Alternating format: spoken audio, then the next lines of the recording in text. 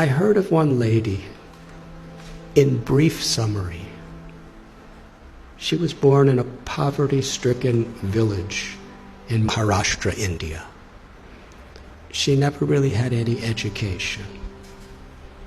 When she was a little girl and wanted to go to school, her family made her take care of the buffaloes.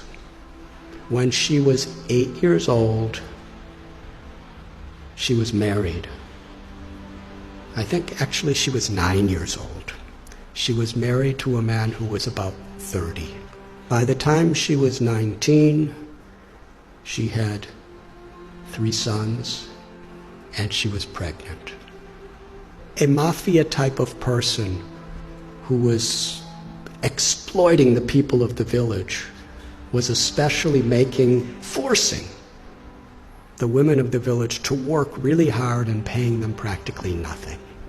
And everyone was afraid. But Sindhutai told the local collector, who was overseeing the police, and that person was stopped from what he was doing. But he was so angry. He went and told Sindhutai's husband a lie. He said, "You are such a fool. Your wife is having affairs with so many men. In fact, the child that is within her womb is my child, not yours. I've been having sex with her. If you don't kill the child and kill her, I will kill you." So the husband, the girl's 19 years old, he kicked her in the chest, not in the chest, in the stomach, repeatedly, to kill her and the child. She laid unconscious. He thought she was dead. So he dragged her to a cow shed where a whole herd of cows are being kept, thinking that people will feel that the cows just trampled her and that's how she died. So she laid there unconscious. And when she woke up, she said, she found one cow standing right above her, protecting her. There were all these buffaloes and oxen and cows walking, and they would have certainly trampled her. But this cow was keeping everything away from her.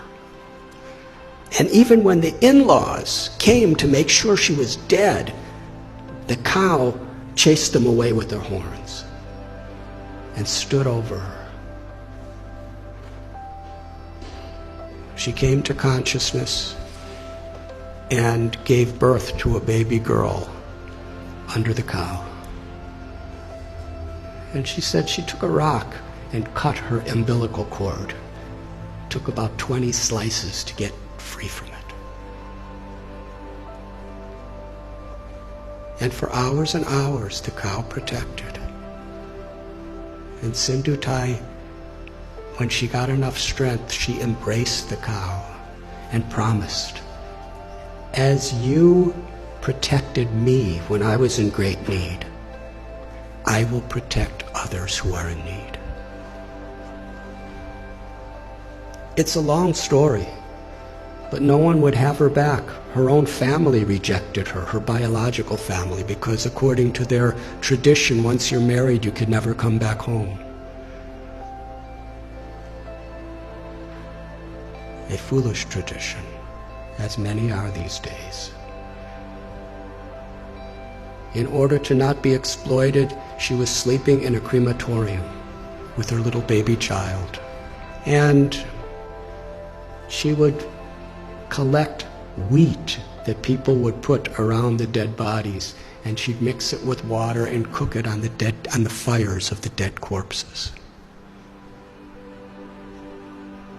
It became such a depressing life for her. She decided, I don't want my child to live like this. So she was going to commit suicide. She went to a railway track with her child in her arms and laid waiting for the train to crush them. But as she was laying there, she heard someone crying in anguish.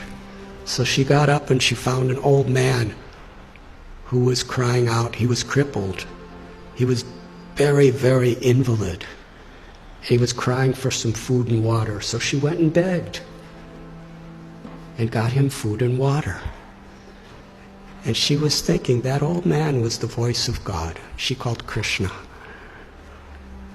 She said, was telling me that I had a higher purpose in life than to commit suicide. I have something to do, something to contribute to this world.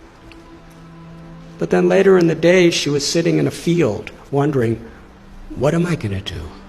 I have nothing. I have no one. How can I help anyone? She was under a tree, and she saw that there was a branch of the tree that a woodsman with an axe had violently cut. The branch was just hanging by a single string. But that branch was giving her and her child shade. So she was thinking, this is the answer. However much I have been beaten down, still I could do something for others. So she started going and finding homeless, abandoned, orphan children. And she became their mother, taking care of them. Somehow or other, she learned how to sing really nice, and she begged with her singing, and she provided for them, and somehow or other kept them safe. And after some time, people saw what a difference she was making to so many people that they built an orphanage for her. Over the years, she said, she's had about 1,500 children, over 1,000 grandchildren. And she's made a tremendous difference in her life. All of her children have a great education. Many are doctors and lawyers and farmers, something she never had. She's won so many awards internationally for her accomplishments. But then she explained what the most meaningful and fulfilling thing she ever did in life. Years and years later, after the president of India gave her awards and governors of states and international awards, this really old man came to her orphanage. He was starving. He was sick. He was homeless. He was asking for shelter. After a few minutes, she recognized this was her ex-husband, the person who tried to murder her maliciously. She said to him, when you left me to die, I was homeless in rags. Now you're homeless in rags, and I have a nice place with so many people. She said the most meaningful thing in her life is she forgave him. And she said, I will give you shelter, but I'm not your wife. I'm your mother. And when people would visit the orphanage, she would introduce him. This is my eldest son, and sometimes he's very naughty. She told a story. It moved me. So at one place, I shared this story, and somehow it was on YouTube. And in her orphanage, someone showed it to her. So she wanted to meet me. So in Pune, I met her. And she was with a couple other people. And we spoke for about an hour together. It was a wonderful conversation. And afterward, there was one lady who was sitting next to her, who was just beaming with smiles the whole time, but didn't say much of anything. And when I was just about to leave, Sindhutai said, I want to introduce you to this girl. She's the one who was born under the cow. She's now a medical doctor, and she's taking charge of one of our orphanages. And then she said to me, I consider all of the tragedies in my life to have been gifts to empower me to make a difference to others. She considered it all the grace of God. She said, "My life has been a road with many thorns, but I made friends with those thorns, and my life became beautiful, and I could give beauty to so many other people's lives." That's one little example of influence without affluence. The power of compassion is far greater than anything that money can do. But when money and knowledge and strength and skills are built on the foundation of that compassion, then not only is our own life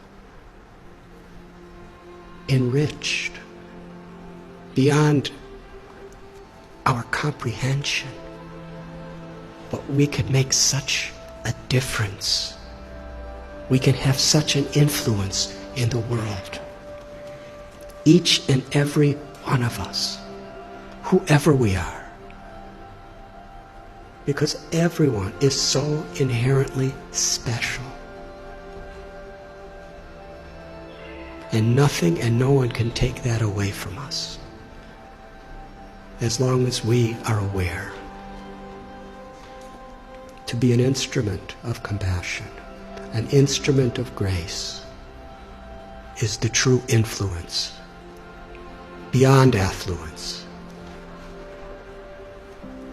Thank you very much.